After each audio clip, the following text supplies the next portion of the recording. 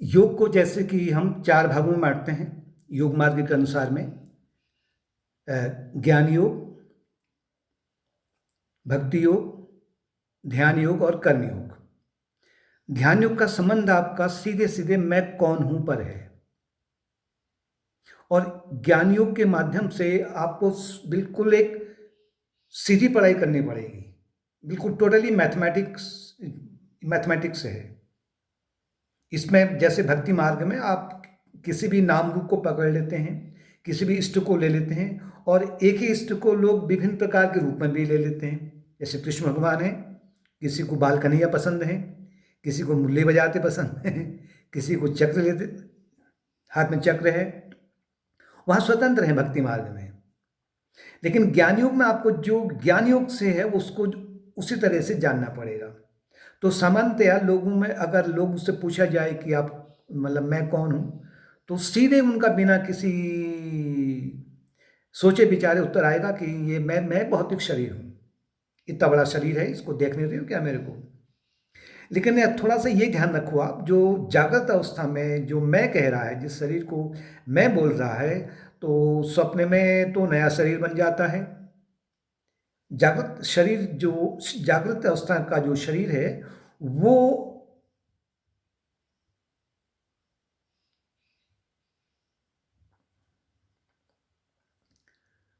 स्वप्न में नहीं रहता है।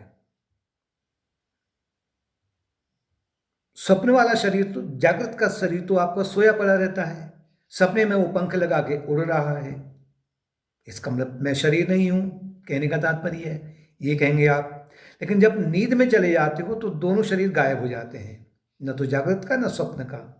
फिर भी स्वप्न से नींद से उठने के बाद में ये कहना होता है कि मुझे बड़ी अच्छी नींद आई, लेकिन मुझे कुछ पता नहीं चला, बहुत अच्छा लगा लेकिन पता नहीं चला।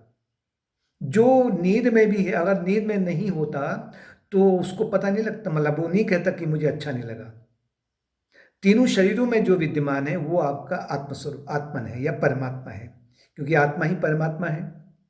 उसको हम ज्ञान योग के माध्यम से जानने के लिए हमको ये जानना होगा कि ये जो आपका टोटल साइको फिजिकल पर्सनालिटी है, ये जो शरीर है, केवल भौतिक शरीर ही नहीं है।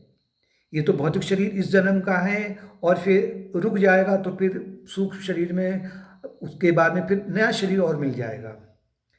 तो ज़्यादा नहीं जाते हुए उस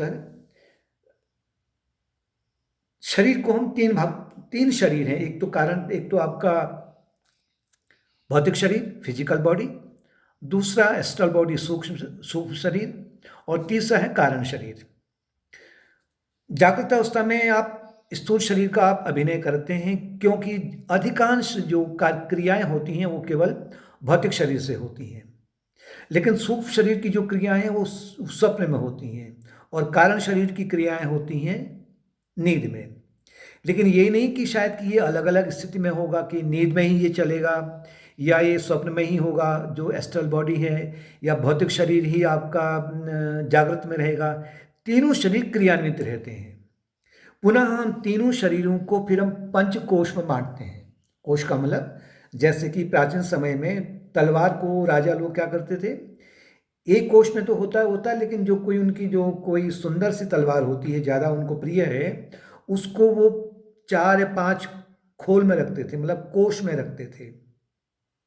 इसी तरीके से 3 शरीर को हम 5 कोश में बांटते हैं।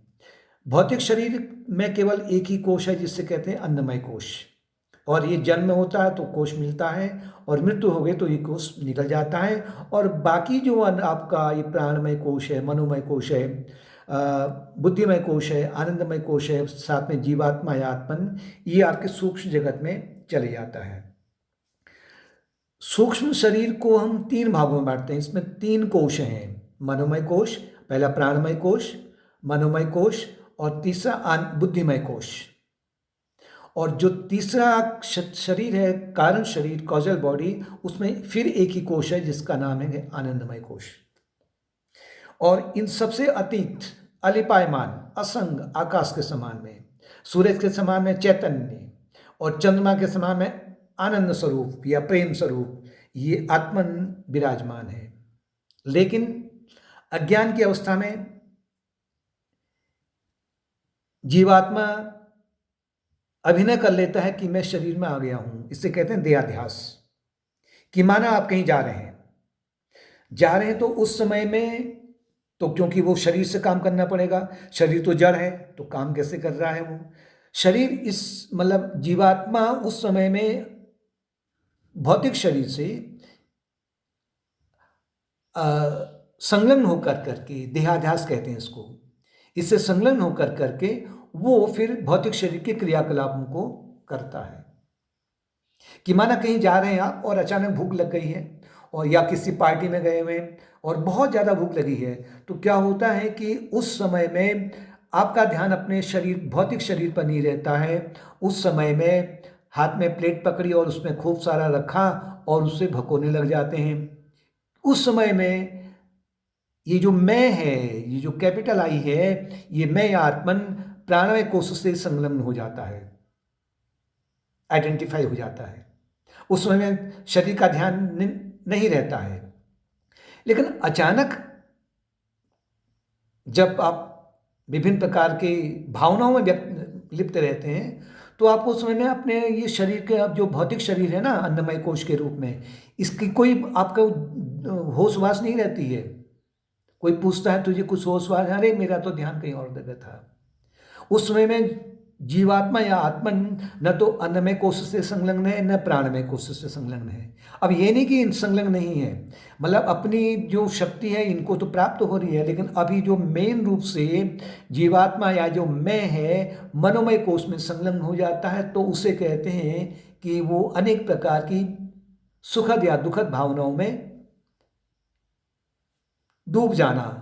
और क्योंकि मनोमय कोश भी जो जड़ है, इसलिए जब जो चैतन्य है उस जड़ से जुड़ता है तो मन अपने क्रियाकलाप को करता है। जब आप उन्नत विचारों को, प्रखर विचारों को या दुखी विचारों से संलग्न होते हैं, उस समय में न तो भौतिक शरीर से, न सूक्ष्म शरीर से, न तो ये मन से, उस समय में मैं जो कैपिटल जो मैं है, आत्मन है, वो बुद्धिमय कोश से अध्यास कर लेता है, आइडेंटिफाई हो जाता है। लेकिन नींद की अवस्था में फिर ये तीनों शरीर अलग, ये दोनों शरीर अलग हो जाते हैं, तो जीवात्मा उस समय में कारण शरीर में से संलग्न हो जाता है। किंतु इस कारण शरीर में, कारण शरीर और आत्मन के बीच में अज्ञान का पर्दा होने के कारण में वो जगने के बाद में ये नहीं कहता कि वो कहता कि मुझे कुछ भी पता नहीं लगा, आई न्यू नथिंग। तात्पर्य, उस समय में उसे सुख का अनुभव होता है, क्योंकि अब उस समय में मन की जो अनेक प्रकार की सुखद दुखद भावनाएं हैं, बुद्धि का जो, बुद्धि के साथ में अहंकार का जो वो डंका बजता है वो भी नहीं है। और फिर अभी जो अहंकार है, जब व्यक्ति को अपने किसी को संपत्ति या मुझे राग द्वेष में उलझता है या अपना पराया का अनुभव करता है, तो उस समय में जो आई है, जो मैं है, वो अहंकार से जुड़ जाता है। तभी वो कहता कि मैं दुखी हूँ, मैं सुखी हूँ, मैं भला हूँ, मैं बुरा हूँ, मैं बुद्धिमान हूँ, मैं कमजोर हूँ। लेकिन आत्मन इन पंचकोश से निरंतर अलिपायमान है, अतीत है, तीन कोशों से अतीत है, तीन शरीर से अतीत है।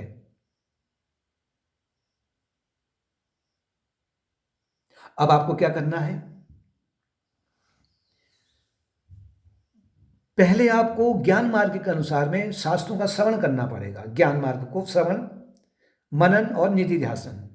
श्रवण के माध्यम से आपको ये जानना है कि मेरा स्वरूप शरीर नहीं है, मैं शरीर नहीं हूं। जो मैं है, वास्तविक जो मैं है, व्यवहार में तो आप बोलोगे शरीर को माध्यम बना करके, जो मेरा मूल स्वरूप है, जो मैं है, वो वास्तव में न तो भौतिक शरीर है, न सूक्ष्म शरीर है, न कारण शरीर है, बल्कि मैं सच्चिद आनंद स्वरूप, एब्सोल्यूट रियलिटी, एब्सोल्यूट एग्जिस्टेंस, परम चैतन्य और परम आनंद स्वरूप। शरीर बदल जाएगा अनेक जन्मों में, बचपने का शरीर नहीं रह गया है, प्राणों में भी निरंतर कंपन रहता है, मतलब प्राण कभी सुखी हैं कभी दुखी हैं। मन भी निरंतर बदलते रहता है और बुद्धि भी निरंतर बदलते रहती है और अहंकार भी निरंतर बदलते रहता है। किंतु इन सब के पीछे जो नहीं बदलने वाला है, जो कांस्टेंट है, जो नित्य है, जो शुद्ध है, वो आपका वो मैं, वो आत्मस्वरूप है। आपका स्वरूप ये नहीं है, जो पंचकोश नहीं है। ये आपके उपकरण है, ये आत्मा के उपकरण हैं। इन उपकरणों के माध्यम से जो वो अज्ञान में डूबा हुआ है, इन उपकरणों के माध्यम से उसने अपने स्वरूप को जानने का प्रयत्न करना है, ध्यान से, विचार से, सेवा से, सत्संग से। और धीरे धीरे जब आपको ये ध्यान से या विचार से, अब आप श्रवण मनन निधिध्यासन, श्रवण का तात्पर्य है कि पहले आपको श्रवण करना है, श्रवण के बाद में जो आपने सुना है उसका फिर आपको रिफ्लेक्शन करना है, चिंतन करना है, मनन करना है और बार बार इस अभ्यास को लेना है। क्या मैं शरीर हूँ? नींद में मैं बदल जाता हूँ, जागृत में, जागृत अवस्था में शरीर वो बदल जाता है, बचपने का शरीर नहीं रह गया है, और भी अन्य है, अब इसको हम संक्षिप्त में ले रहे हैं। मन भी निरंतर परिवर्तनशील है, लेकिन मन को जो देखने वाला है निरंतर, वो कौन है? बुद्धि निरंतर परिवर्तनशील है या जड़ है, तो उसे देखने वाला कौन है? वो मैं है, अर्थात वो नित्य है। नित्य विराजमान कौन है? आत्मस्वरूप है। अगर आप इस रूप में धीरे धीरे इसका, फिर है निधिध्यासन, श्रवण मनन निधिध्यासन। निधिध्यासन का तात्पर्य है अब आपके जो विचार हैं वो आत्मन की ओर या परमात्मा की ओर बहने लगता है। यानी कि आप बार बार अपने मन में एक संकल्प रखते हो कि, मतलब दृढ़ विश्वास, दृढ़ संकल्प रखते हैं कि मैं शरीर नहीं हूँ। लेकिन ये बार बार आपको अभ्यास करना पड़ेगा, क्योंकि अनंत जन्मों का जो देहाध्यास का अभ्यास है वो इतनी गहराई तक गया हुआ है व्यक्ति के हृदय में कि वो मानने को तैयार ही नहीं रहता आरंभ में कि मैं शरीर नहीं हूँ। बल्कि वो अगर सामान्य व्यक्ति है वो तो तर्क वितर्क और कुतर्क में उलझ करके वितंडावाद को उत्पन्न कर देगा, नहीं मानेगा वो। लेकिन जब आप इसको समझने लगते हैं ठीक से, तो अब आपको जो है ना, जो आपको जो राग द्वेष में उलझ रहे थे, वो राग द्वेष में अब आपका उलझना बहुत कम हो जाता है, आपका जीवन सुलभ होने लग जाता है। आपके शरीर को, आपके मन को, आपके प्राणों को, आपकी बुद्धि को, आपके मन को अनंत ऊर्जा प्राप्त होने लग जाती है। अतः व्यवहार में आप रखें, लेकिन अंदर से आपको ये भावना रखनी चाहिए कि मैं सच्चित आनंद स्वरूप, मतलब मैं न तो स्थूल शरीर हूँ, न मैं सूक्ष्म शरीर हूँ, न मैं कारण शरीर हूँ, न मैं अन्नमय कोश हूँ, न मैं प्राणमय कोश हूँ, न मैं मनोमय कोश हूँ, न मैं बुद्धिमय कोश हूँ, न मैं आनंदमय कोश हूँ, बल्कि मैं सच्चित आनंद स्वरूप हूँ, मैं प्रेम स्वरूप हूँ, मैं नित्य हूँ, मैं शुद्ध हूँ, बुद्ध हूँ, अनंत हूँ, चिदानंद रूप हूँ। न मयि बुद्धियो अहंकार चित्तानि नाहम, न च श्रोतम जिह्वे न घ्राण नेत्रे, चिदानंद रूपो शिवोहम शिवो। इसका अगर अभ्यास करेंगे तो आप ज्ञान मार्ग से आप आगे बढ़ते हैं, तो ज्ञान मार्ग से आपको ध्यान में सहायता मिलती है, ज्ञान मार्ग से आपको भक्ति मार्ग में सहायता मिलती है कि सभी प्राणियों में मेरा ही अपना आत्मन है, और ज्ञान मार्ग से आपको सेवा कार्य में आनंद आता है, सेवा कार्य से आपको आपका ज्ञान मार्ग बढ़ता है, ध्यान से आपका ज्ञान मार्ग बढ़ता है। कहने का तात्पर्य है कि ये सब आपस में इंटर रिलेटेड है, ये आपस में एक दूसरे के सहायक हैं। ये नहीं कि ये दूसरे को की सहायता नहीं करते हैं, सहायक होते हैं, और आपकी जो यात्रा है समग्र योग से फिर आगे को सुचारू रूप से बढ़ने लग